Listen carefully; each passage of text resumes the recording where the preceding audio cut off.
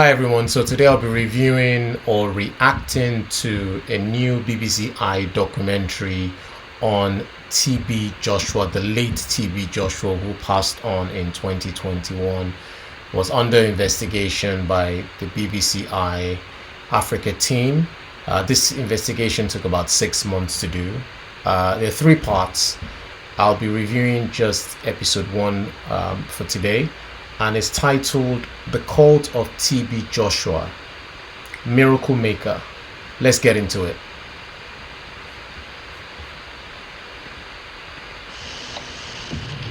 I think So, for 30 plus years, he has been perpetrating crimes, and the BBC's only looked into this 6 months ago, almost 3 years after he's passed on. My questions are, why have they kept it so late?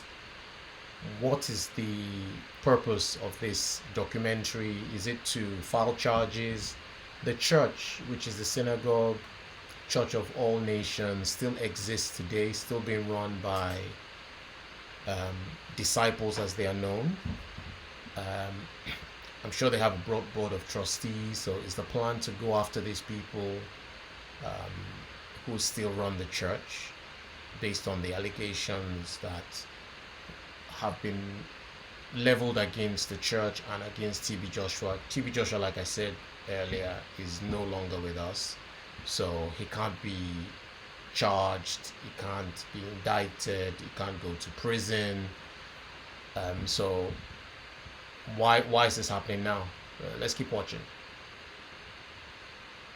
everybody that came. Here, we're watching him speak to evil spirits in this gentleman who claims that the spirit, actually, he's not speaking to the gentleman, he's speaking to the spirit inside the gentleman, who says he or she is an agent of Satan. I've always wondered, and this is my personal perspective, I've always wondered if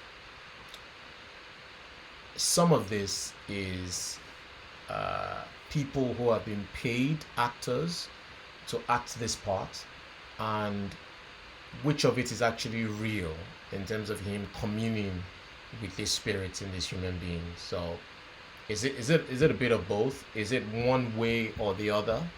Let's keep watching. Any comment you have, please leave it in the description. Thanks. Let's see if they're going to explore this spiritual power. So she's just said they're afraid of a spiritual power. Let's see if they're going to explore a bit more about what this power is about and how powerful it is, and what this power has been able to do to disciples and other people who have come to church seeking for spiritual deliverance or for help. From what he said, it sounded like TB Joshua used the VHS videos as a way of exporting the church, its teachings, and its philosophy to the world. Because the more you have video content spread out, the more people know the message, and it spirals to different countries, continents, etc. So that sounds like the strategy that he used to get really popular really quickly. So let's go a bit further into the video. So, she's claiming they held passports, they didn't have access to email, they didn't have access to the phone, so it meant that they were cut off from the outside world.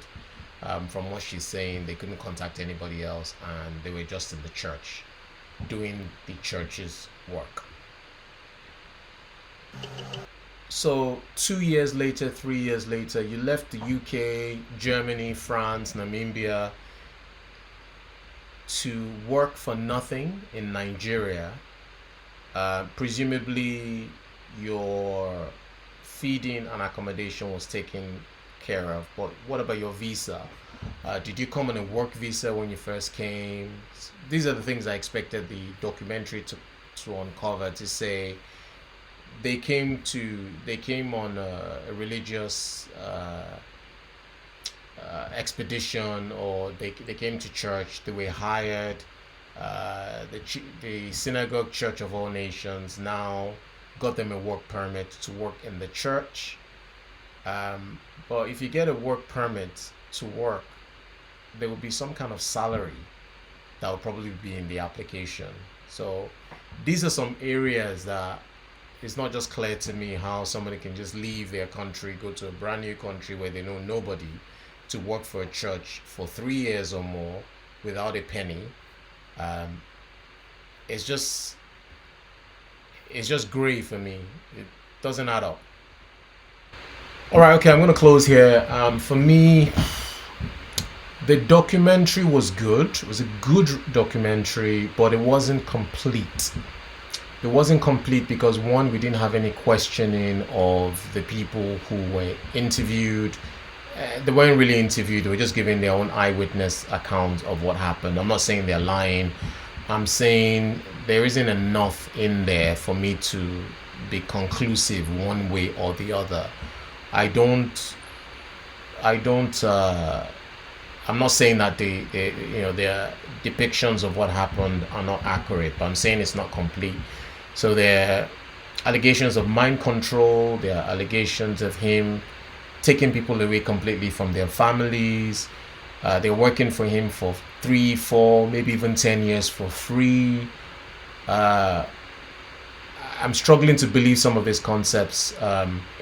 Some of the people that we saw in the video earlier, were they paid actors to act as if they had issues? Were there any independent, verified accounts of doctors and medical establishments that said, okay, this person had cancer or this person had this particular ailment, and now they're all clear?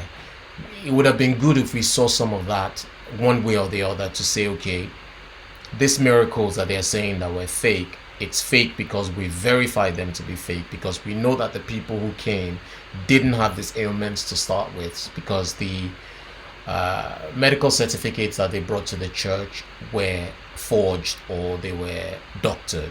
So it would have been good to see some of that. And some of the people who also spoke, uh,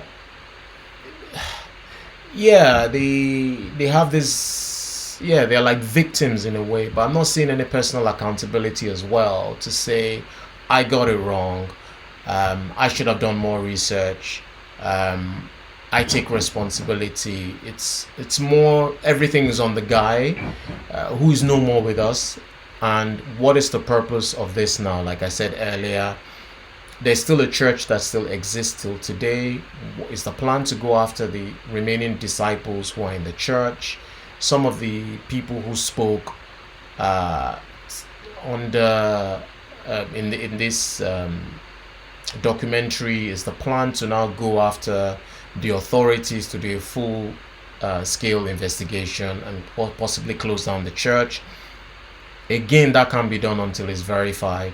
What I've seen so far in this episode 1 doesn't give me the 100% assurance that there's evidence to convict the church.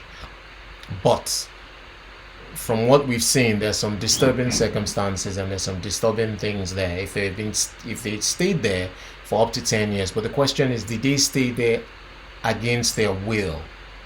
There's nothing to support this particular episode that they were there against their will. The allegations of physical abuse in this particular episode, we didn't see any video footage, just people saying that it happened, just people saying this happened, that happened. So if you're new to my channel for the first time, please subscribe, like, share and comment. I'd really like to hear your comment on what you thought about episode 1. I'm doing more research for episodes 2 and 3, and I'll be dropping that in the next couple of days. Thanks for watching this with me, and see you in the next one.